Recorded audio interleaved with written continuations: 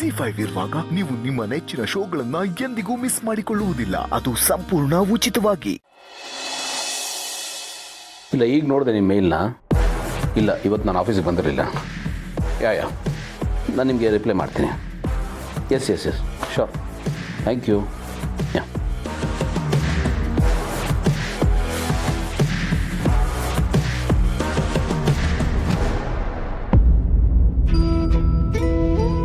ಮಲ್ಲಿನ ಮಾತಾಡ್ಸ್ಕೊಂಬಂದ್ರ?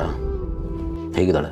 ಮೇಲ್ನೋಟಕ್ಕೆ ಆರಾಮಾಗಿರೋ ಥರನೇ ಕಾಣ್ತಾಳೆ, ಆದರೆ ಒಳಗೊಳಗೆ ಅದೆಷ್ಟು ನೋವು ಅನುಭವಿಸ್ತಿದ್ದಾಳೆ ಅನ್ನೋದು ಅವಳಿಗಷ್ಟೇ ಗೊತ್ತು. ನಿಜ, ಹೊರಗಡೆ ಆಗೋ ಗಾಯ ಕಣ್ಣಿಗೆ ಕಾಣುತ್ತೆ, ಮನಸ್ಸಿಗಾಗೋ ಗಾಯ ಯಾರಿಗೂ ಕಾಣಲ್ಲ.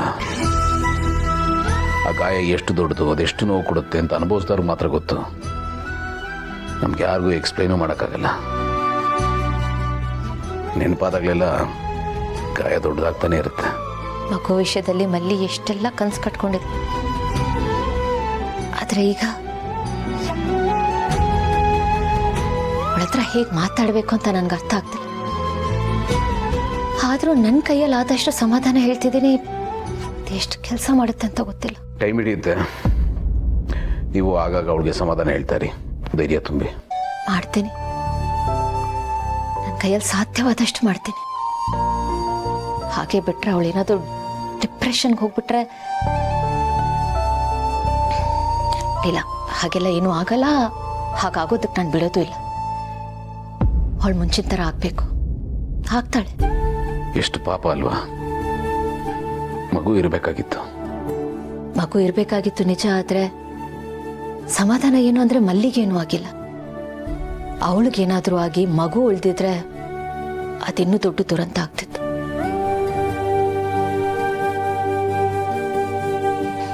ಏನ್ ಮಾಡೋದು? ಆಗೋದನ್ನ ತಪ್ಪಿಸೋದಕ್ಕಂತೂ ಆಗೋದಿಲ್ಲ. ಬಂದಿದ್ದನ್ನ ಬಂದ ಹಾಗೆ ತಗೋಬೇಕು, ಬೇರೆ ವಿಧಿ ಇಲ್ಲ. ಇಲ್ಲಿಗೆ ಎಲ್ಲ ಮುಗ್ದಿಲ್ವಲ್ಲ, ಇನ್ನೂ ಅವಕಾಶ ಇದೆ. ಮಲ್ಲಿಗೆ ಖಂಡಿತ ಇನ್ನೊಂದು ಮಗು ಆಗುತ್ತೆ, ಹಾಗೆ ಆಗುತ್ತೆ. ನಿಜ, ಆದ್ರೆ ಈ ಮಗು ಉಳಿದಿದ್ರೆ ಚೆನ್ನಾಗಿರೋದು. ನಿಮ್ಮ ಆಸೆ ನೆರವೇರ್ತಿತ್ತು. ನಿಮ್ಗೆ ಆಸೆ ಇತ್ತಲ್ಲ, ಈ ಮಗು ರೂಪದಲ್ಲಿ ನಿಮ್ ತಂದೆ ಬರ್ತಾರೆ ಅಂತ.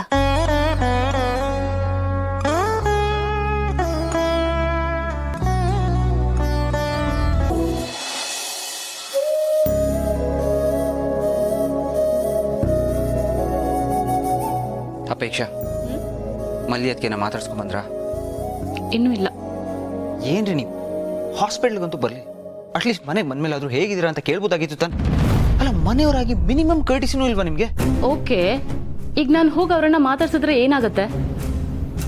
ಆಲ್ರೆಡಿ ಸುಸ್ತಾಗಿರೋರಿಗೆ ಇನ್ನಷ್ಟು ಸುಸ್ತಾಗತ್ತೆ, ಬಿಟ್ರೆ ಬೇರೆ ಏನೂ ಆಗಲ್ಲ. ನೋಡಿ, ಅದು ಹಾಗಲ್ಲ.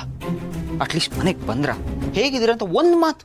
ಪಾರ್ಥ, ಬರ್ತಾ ಬರ್ತಾ ನೀವು ತುಂಬಾನೇ ಫಾರ್ಮಲ್ ಆಗ್ತಾ ಇದ್ದೀರಾ. ಲಾಜಿಕಲಿ ನೀವೇ ಯೋಚನೆ ಮಾಡಿ ನೋಡಿ. ನಾನು ಅಲ್ಲಿ ಹೋಗೋದ್ರಿಂದ ಅವ್ರಿಗೆ ಪ್ರಾಬ್ಲಮ್ ಆಗೋದ್ರೆ ನಾನು ಯಾಕೆ ಹೋಗ್ಬೇಕು? ನಾವು ಮನೆಯವರು ಹೋಗದೆ ಇದ್ರೆ ಸರಿ ಇರಲ್ಲ, ಎಲ್ಲರೂ ಕೇಳ್ತಾರೆ ಅಂತನಾ? ನನ್ನನ್ನು ಡಿಫೆಂಡ್ ಮಾಡ್ಕೊಳ್ಳೋದಕ್ಕೆ ನಿಮ್ಗೆ ಅಷ್ಟೊಂದು ಕಷ್ಟ ಆಗುತ್ತಾ ಪಾರ್ಥ? ಅಪೇಕ್ಷಾ, ಅದು ಹಾಗಲ್ಲ. ಯಾಕೆ ಏನೇನೋ ಹೇಳ್ತಾ ಇದ್ದೀರಾ? ಯಾಕೆ ಅಂದ್ರೆ ನೀವು ಡೈರೆಕ್ಟ್ ಆಗಿ ಏನು ಹೇಳಲ್ಲ, ಬಟ್ ನಿಮ್ಮ ಮನ್ಸಲ್ಲಿ ಅದೇ ಇರೋದು. ನನ್ನ ಹೆಂಡತಿಯಳು ಎಲ್ರ ತರನೇ ಇದ್ಬಿಡ್ಬೇಕು, ಏನೋ ಪ್ರಶ್ನೆ ಮಾಡೋ ಹಾಗಿಲ್ಲ. ಒಟ್ಟಿನಲ್ಲಿ ನೀವು ಹೇಳೋ ಹಾಗೆ ಇದ್ಬಿಡ್ಬೇಕು, ಅಷ್ಟೇ ಅಲ್ವಾ? ಲವ್ ಮಾಡೋವಾಗ ನಾವ್ ಏನೇ ಮಾಡಿದ್ರು ಕ್ಯೂಟ್ ಆಗಿ ಕಾಣಿಸುತ್ತೆ, ಬ್ಯೂಟಿಫುಲ್ ಆಗಿ ಕಾಣಿಸುತ್ತೆ, ಎಲ್ಲಾನು ಚಂದಾನೆ. ಮದುವೆ ಆಗ್ತಿದ್ದ ಹಾಗೆ ಎಲ್ಲಾನು ಪರ್ಫೆಕ್ಟ್ ಆಗಿರ್ಬೇಕು, ನಮ್ಮ ಮನೆಯವ್ರಿಗೆ ಹೊಂದ್ಕೋಬೇಕು, ಹಾಗಿರ್ಬೇಕು ಹೀಗಿರ್ಬೇಕು. ನಂಗೆ ಸಮ್ ಟೈಮ್ ಅನ್ಸುತ್ತೆ ನಾನು ಮದುವೆ ಆಗಿ ಗಂಡನ ಮನೆಗೆ ಬಂದು ಅಥವಾ ಯಾವ್ದಾದ್ರು ಮಿಲಿಟರಿ ಕ್ಯಾಂಪಿನ ಜಾಯ್ನ್ ಆದ್ನೋ ಅಂತ. ಅಷ್ಟು ಸ್ಟ್ರಿಕ್ಟ್ ಆಗ್ಬಿಡ್ತೀರಾ ನೀವು, ಅಷ್ಟು ಸೀರಿಯಸ್ ಆಗ್ಬಿಡ್ತೀರಾ. ಮಾತೆತ್ತಿದ್ರೆ ನಮ್ಮ ಮನೆ ಘನತೆ, ಗೌರವ, ರೀತಿ ನೀತಿ ಅಂತೀರಾ. ನಮ್ಗೇನು ಖುಷಿ ಕೊಡುತ್ತೆ? ನಮ್ ಇಷ್ಟ ಕಷ್ಟ ಏನು ಅದೆಲ್ಲ ಏನೂ ಬೇಕಾಗಿಲ್ಲ ಅಲ್ವಾ ನಿಮ್ಗೆ? ಒಟ್ನಲ್ಲಿ ನೀವು ಹೇಳ್ದಾಗ ಕೇಳ್ಕೊಂಡು ಬಿದ್ದಿರ್ಬೇಕು, ಅಷ್ಟೇ ಅಲ್ವಾ? ನೋಡಿ ಪಾರ್ಥ, ಈಗ ನೀವು ಹೇಳ್ತಾ ಇದ್ದೀರಾ ಅಂತ ನನಗೆ ಓವರ್ ಆಕ್ಟಿಂಗ್ ಎಲ್ಲ ಮಾಡೋಕ್ಕಾಗಲ್ಲ.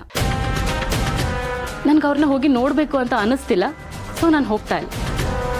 ಹಾಗಂತ ನನಗೆ ಅವ್ರ ಮೇಲೆ ಕನ್ಸರ್ನ್ ಇಲ್ಲ ಅಂತ ಅನ್ಕೋಬೇಡಿ. ಕನ್ಸರ್ನ್ ಖಂಡಿತ ಇದೆ. ಅವ್ರು ಹುಷಾರಾಗಿ ಬಂದಿರೋದು ನಂಗೆ ತುಂಬಾನೇ ಖುಷಿ ಆಗ್ತಾ ಇದೆ. ಬಟ್ ಅದನ್ನ ಎಲ್ಲರ ಮುಂದೆ ಪ್ರೂವ್ ಮಾಡ್ಕೊಳ್ಳೋ ಅವಶ್ಯಕತೆ ನನಗಿಲ್ಲ. ಅವ್ರೀಗ ಆರಾಮಾಗಿ ರೆಸ್ಟ್ ಮಾಡಲಿ. ಅವರೆಲ್ಲೂ ಓಡ್ ಹೋಗಲ್ಲ. ನಾನು ನಾಳೆ ಬೆಳಗ್ಗೆ ಹೋಗಿ ಮಾತಾಡ್ಸ್ಕೊಂಡು ಬರ್ತೀನಿ. ನೀವು ಈ ವಿಷಯನ ದೊಡ್ಡದು ಮಾಡಬೇಡಿ, ಏನೋ ದೊಡ್ಡ ದುರಂತಾನೆ ಆಗೋಗಿದೆ ಅನ್ನೋ ಥರ. ಪ್ಲೀಸ್. ಅದು ಹಾಗಲ್ಲ ಅಪೇಕ್ಷಾ.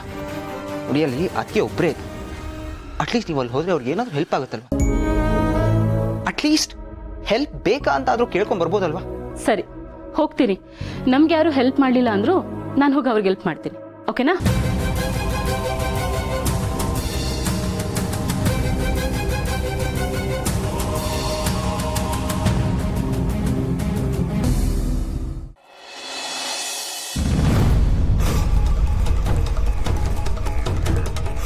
ಮಲ್ಲಿ, ಆರಾಮಾಗಿದೆಯಲ್ಲ? ಮಲ್ಲಿ, ನಿನ್ನ ಹತ್ರ ಒಂದು ವಿಷಯ ಹೇಳಬೇಕಿತ್ತು ಮಲ್ಲಿ.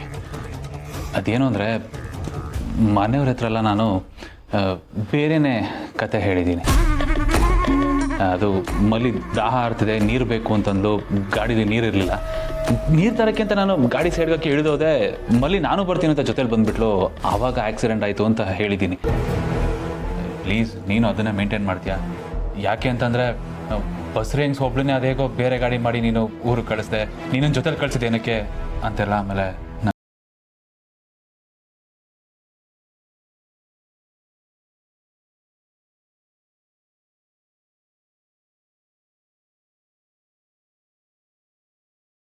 ಹೇಳ್ತೀನಿ, ಗಂಡನೇ ಮೋಸ ಮಾಡ್ದ ಅಂತ ಹೇಗೆ ಹೇಳಿ? ಯಾವ ಬಾಯಿಂದ ಹೇಳಿ? ನೋಡು ಮಲ್ಲಿ, ಅದೊಂದು ಮೊಬೈಲಿಂದ ಎಂಥ ಅನಾಹುತ ಆಗೋಯ್ತು. ನನಗಂತೂ ಅದನ್ನು ಜೀರ್ಣಿಸ್ಕೊಳ್ಳೋಕ್ಕೆ ಆಗ್ತಿಲ್ಲ. ತುಂಬ ನೋವಲ್ಲಿದ್ದೀನಿ ಮಲ್ಲಿ. ನಿನ್ನ ಮುಂದೆ ಬೇಜಾರು ಮಾಡ್ಕೋಬಾರ್ದು ಅಂತ ನಗ್ತಾ ಇದ್ದೀನಿ ಅಷ್ಟೇ. ಮಲ್ಲಿ, ನಾನು ಆ ಜಾಗದಲ್ಲೇ ಇದ್ದೀನಿ ಅಂತ ನಿನಗೆ ಹೇಗೆ ಗೊತ್ತಾಯ್ತು ಮಲ್ಲಿ? ಐ ಮೀನ್, ನನ್ನನ್ನು ನೋಡಿ ಏನಾದರೂ ನೀನು ಕಾರ್ ನಿಲ್ಸದ್ಯಾ?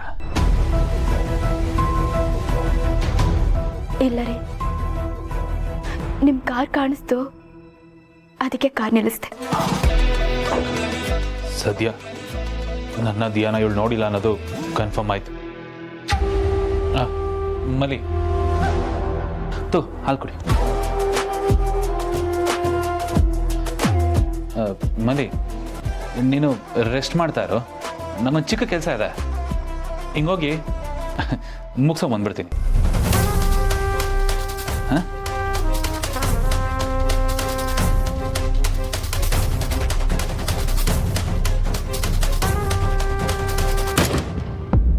ನಿಮ್ಗೆ ಏನ್ ಕೆಲಸ ಇದೆ ಅಂತ ನನಗೆ ಗೊತ್ತು ರೀ. ಬಿದ್ದೆ ಅಂತ ಎಷ್ಟು ಚೆನ್ನಾಗಿ ಅಮ್ಮಸ್ಬಿಟ್ರಲ್ವ ನನ್ನ. ಒಂದ್ ರೀತಿಲಿ ನನ್ನ ಮಗು ಹೋಗಕ್ಕೆ ನೀವೇ ಕಾರಣ. ನಿಮ್ ಮೋಸನೇ ನನ್ನ ಮಗುನ ಬಲಿ ತಗೊಂಡ್ಬಿಡ್ತು.